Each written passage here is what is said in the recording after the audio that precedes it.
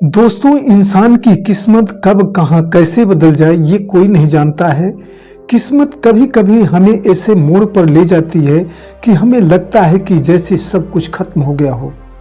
अब हमारी जिंदगी किसी काम की नहीं रह गई, लेकिन तभी कोई छोटी सी बात या घटना हमारी पूरी जिंदगी ही बदल देती है। आप कितने भी गरीब हों, कितने भी परेशान हों, लेकिन अगर आप संघर्षशील हैं, साहसी हैं, ईमानदार हैं, तो अवश्य ही किस्मत आपकी बदलेगी। ऐसी ही यह कहानी कुम्हार और उसके एक गधे की है, जो अपनी मेहनत से तो संघर्ष कर ही रहा था, लेकिन किस्मत ने उसे एक पल में ही उसकी जिंदगी बदल दी। इस कहानी में संघर्ष, साहस और एक अनजाना मोड़ छुपा है, जो आपको बताएगा कि इंसान को कभी भी जीवन में हार नहीं माननी चाहिए। आपकी किस्मत अवश्य बदलेगी। बहुत समय पहले की बात है, एक छोटा सा गांव था जो जंगलों के इर्द गिर्द ही था। उसी गांव में एक रमेश नाम का बहुत ही गरीब कुम्हार रहता था। वह मिट्टी का बर्तन बनाकर अपना व अपने परिवार का गुजारा करता था, लेकिन एक दिन एक खूंखार शेर, उसके मित्र गधे, ने कुम्हार की पूरी जिंदगी ही बदल दी। दोस्तों, कहानी शुरू करने से पहले आप सभी से निवेदन है कि चैनल को सब्सक्राइब कर लो।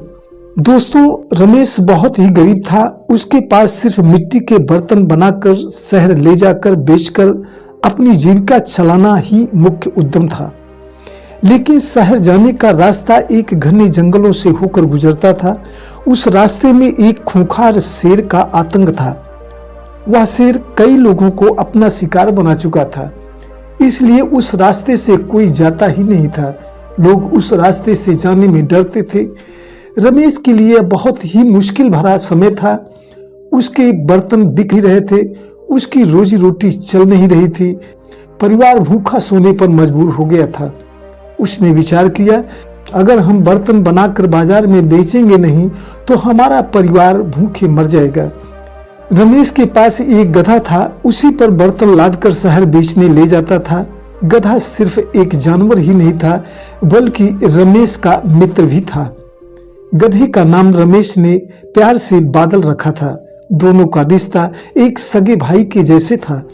बिना बादल को खिलाए रमेश खुद भी नहीं खाता था। कभी भी अगर रमेश किसी परेशानी में रहता तो उसका साथी बादल उसका पूरा साथ देता था। कई दिन से बर्तन बेचने शहर नहीं जाता था। सभी ग्राम वालों को ये डर था कि अगर हम जंगल वाले रास्ते से शहर जाएंगे तो शेर से बच पाना बहुत मुश्किल है। शहर जाने के लिए रास्ता भी वही जंगल से होकर गुजरता था। रमेश के सामने ही पूरा परिवार भूखा सो रहा था। रमेश बहुत चिंतित था। रमेश से पूरे परिवार को भूखा देख रहा नहीं गया। अगर हम शहर में बर्तन नहीं बेचने जाएंगे तो वैसे भी हम भूखे मर जाएंगे। उसने अपने साथी बादल की पीठ पर थपथपाई और हिम्मत करके बादल की पीठ पर बर्तन लाद कर फिर चल पड़ा। जिस जंगल में वो आदमखोर शेर रहता था, उसी रास्ते से शहर गया और उसने मिट्टी के सारे बर्तन बेच भी दिए और शाम होते ही वापस घर को चल पड़ा। लेकिन वापस जंगल पहुंचते पहुंचते अंधेरा हो गया। जंगली रास्ते में चारों तरफ एकदम सन्नाटा था। रात में पेड़ पौधे भी अजीब सा दिखते थे। डर के मारे रमेश का हाथ पांव फूल रहा था कि कहीं वो आदमखोर शेर न आ जाए, लेकिन हुआ वही जिसका उसे डर था। रमेश और बादल काफी तेजी से चल रहे थे कि कितनी जल्दी जंगल से बाहर निकल जाएं। तभी झाड़ियों में कुछ हलचल से हुई। रमेश एकदम डर गया, उसका दिल धड़कने लगा। रमेश बहुत घबरा रहा था। तभी बादल जोर जोर से ढीचू ढीचू बोलना शुरू कर दिया। उसका दिल धड़कने लगा। रमेश बहुत घबरा रहा था। तभी बादल जोर जोर से ढीचू ढीचू बोलना शुरू कर दिया। रमेश ने बादल की पीठ थपथपाई।